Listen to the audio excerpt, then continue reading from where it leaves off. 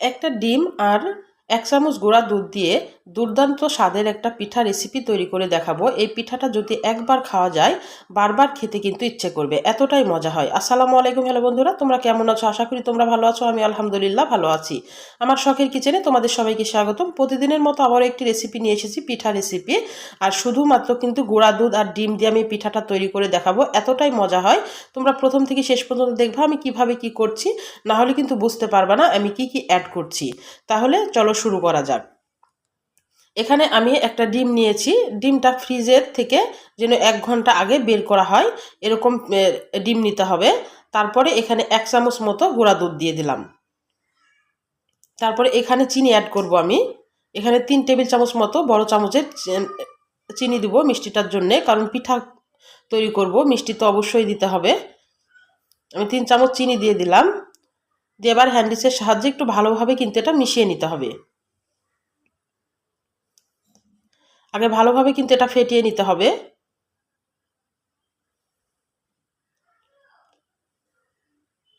এই পিঠাটা কিন্তু খেতে খুবই মজা লাগে, ঝটপট কিন্তু এই পিঠাটা হয়ে যায়। আর এখানে 1 চামচ ঘি দিয়ে দিলাম, যেন ডিমের গন্ধটা যেন না থাকে, আর পিঠারও কিন্তু একটা ফ্লেভারটা ভালো আসবে। চাইলে তোমরা এলাচ গুঁড়া দিতে পারো।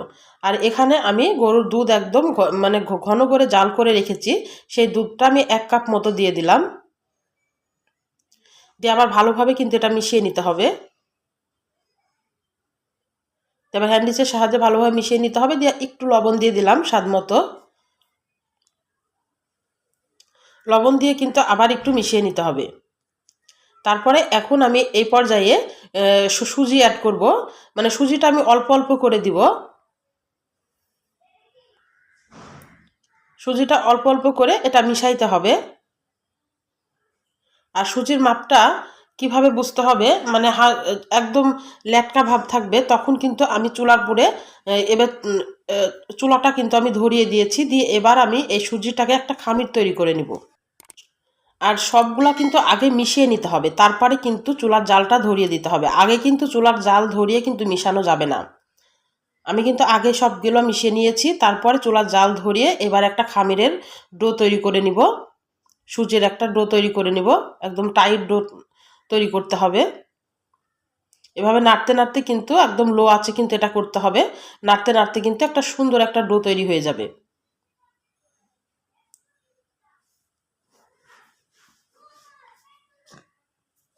দেখে বুঝতে পারছো সুন্দর একটা ডো তৈরি হয়ে যাচ্ছে কিন্তু।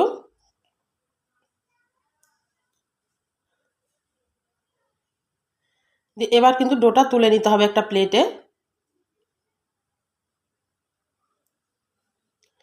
একটু ঠান্ডা হয়ে গেলে হালকা গরম থাকতেই কিন্তু ডোটা সুন্দর করে একদম মসৃণ করে কিন্তু হাত দিয়ে মেখে নিতে হবে।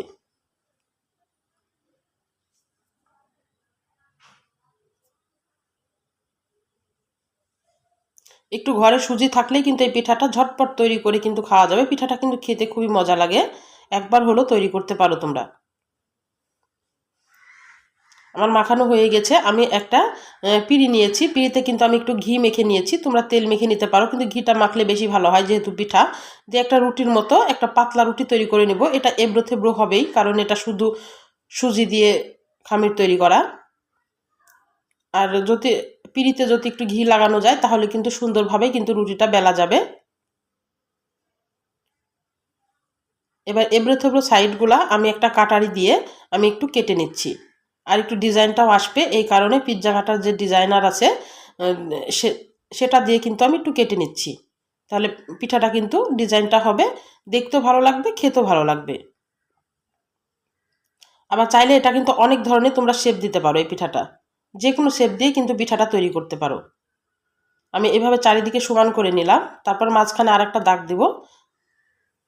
তারপরে এই সাইডে আর একটা দাগ দেবো। তার মানে একটা রুটির থেকে আমার 4টা পিঠা বের হলো। এইভাবে কিন্তু আমি সবগুলাই তৈরি করে নিব। তোমরা হাতের দিকে লক্ষ্য করলেই বুঝতে পারবে আমি কিভাবে করছি।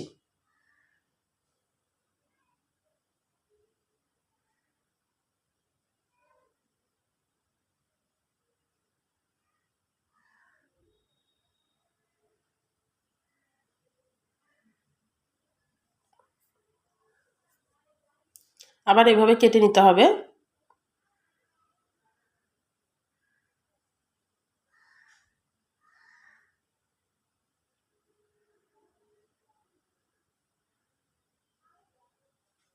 একটা রুটির থেকে কিন্তু 4টা পিঠা বের হবে। তোমরা ছোট ছোট করেও করতে পারো এটা। আমার সবগুলা কিন্তু বানানো হয়ে গেছে। এবার কিন্তু আমি তেলে চলে যাব। তেলটা আগে থেকে কিন্তু আমি গরম বসিয়ে দিয়েছি, দিয়ে একদম মিডিয়াম আঁচে এটা কিন্তু মিডিয়াম আঁচেই ভাজতে হবে, একদম লো আঁচে ভাজা যাবে না, যেহেতু এটা সিদ্ধ করা আটা। খালি শুধু একটু এপার ওপার করে একটু লাল করে তুলে নিলেই কিন্তু পিঠাটা নরমও থাকবে, খেতেও ভালো লাগবে। আমি এভাবে কিন্তু একটু উল্টে পাল্টে লাল করে ভেজে নিব।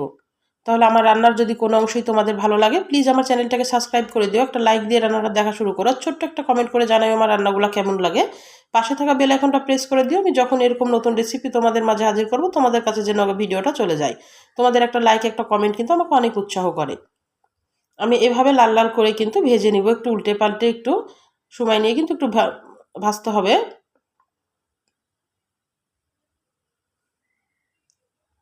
আবার হালকা কালার করেও কিন্তু এই পিঠাটা খেতে ভালো লাগে। যদি মনে করো যে না সময় নিয়ে আর একটু বেশি সময় নিয়ে ভাজবো, তাহলে কিন্তু একটা মচমচে ভাব আসবে ঠান্ডা হয়ে যাওয়ার পর, সেটাও কিন্তু খেতে ভালো লাগে।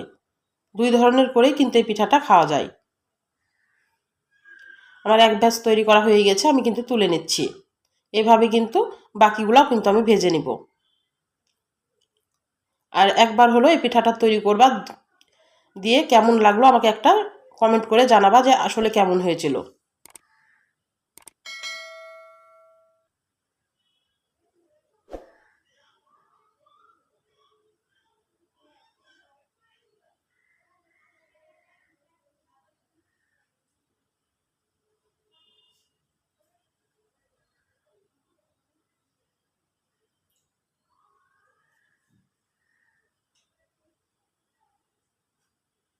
আমার কিন্তু সবগুলা ভাজা হয়ে গেছে।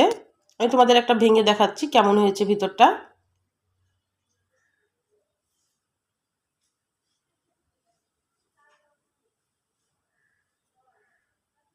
দেখি বুঝতে পারছো কত সুন্দর হয়েছে। তাহলে আজকের মতো বিদায় নিচ্ছি। তোমরা সুস্থ থাকবা, ভালো থাকবা। আবার কোনো নতুন রেসিপির সাথে হাজির হবো। আল্লাহ হাফেজ।